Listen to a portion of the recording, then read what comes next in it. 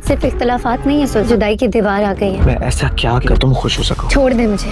कौन सी बच्ची है कि उससे वो सिखाए उठ के उसके साथ चल दे? कान है, गिरगिट की तरह रंग बदलता है। जिस तरह तुमने मुझसे मोहब्बत की है मैंने भी तुमसे बेपनाह मोहब्बत की है। हेलो फ्रेंड्स, सुल्तान अब भी इस गलत फहमी का शिकार है कि जब वो असरा की तरफ मोहब्बत का हाथ बढ़ाएगा तो वो इसकी तरफ खींची चली आएगी, क्योंकि जिस तरह इसने जज को कायल करवा कर फैसला अपने हक में करवा लिया था, इसी तरह उसे अपनी काबिलियत पर इतना यकीन है कि वो असरा को भी वापस अपनी मोहब्बत के जाल में फंसाकर वापस ले आएगा। सुल्तान कोर्ट के फैसले के मुताबिक असरा को लेने इसके घर जाएगा तो मजबूरन असरा और इसके घर वालों को असरा को सुल्तान के साथ भेजना पड़ेगा।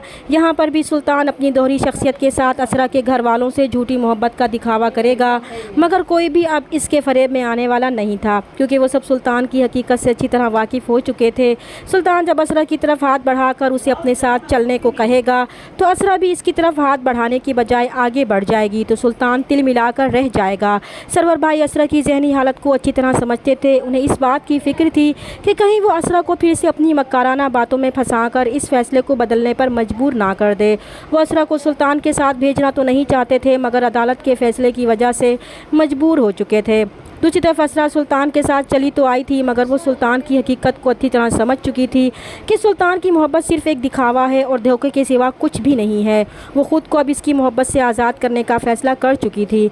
सुल्तान जब रास्ते में असरा से बात करने की कोशिश करेगा और इसे कायल करने की कोशिश करेगा कि बेशक इन दोनों के दरमियान इख्तलाफात हैं मगर नफ़रत तो नहीं है और वो इन इख्तलाफात को दूर भी तो कर सकते हैं, मगर असरा जो अब सुल्तान की बातों में आने वाली नहीं थी, वो भी सुल्तान को साफ साफ कहेगी कि वो इस पर इतनी मेहनत क्यों कर रहे हैं।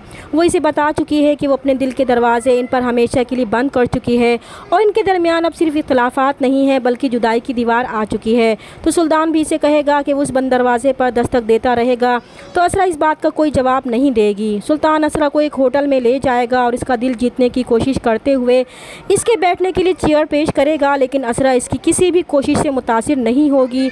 तो सुल्तान असरा से कहेगा कि वो ऐसा क्या करे जिससे वो खुश हो जाए।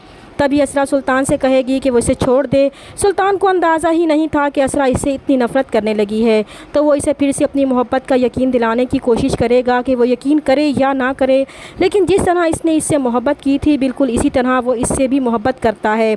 मगर इस बार असरा बजाय इसकी बात का जवाब देने के वहाँ से उठकर चली जाएगी।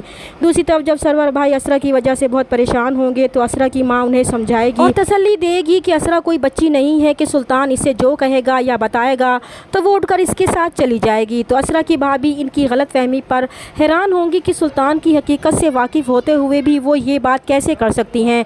क्या वो नहीं जानती कि सुल्तान गिरगिट की तरह रंग बदलता है? इसी वजह से सरवर भाई भी बहुत परेशान थे और सरवर भाई की ये परेशानी देखकर असरार उन्हें यकीन दिलाएगा कि वो परेशान ना हो, वो बहुत जल्द पुरानी वाली असरा बन जाएगी। वो इसे तलाक के बाद अपनाएगा और इसका बहुत ख्याल रखेगा, इसलिए उन्हें असरा के लिए अब फ़िक्रमंद होने की ज़रूरत नहीं है। तो सरवर भाई की परेशानी में कुछ कमी हो जाएगी। चैनल पर नए हैं तो प्लीज़ चैनल को सब्सक्राइब कर दें। मिलते हैं नेक्स्ट वीडियो में, तब तक के लिए अल्लाह हाफ़िज़।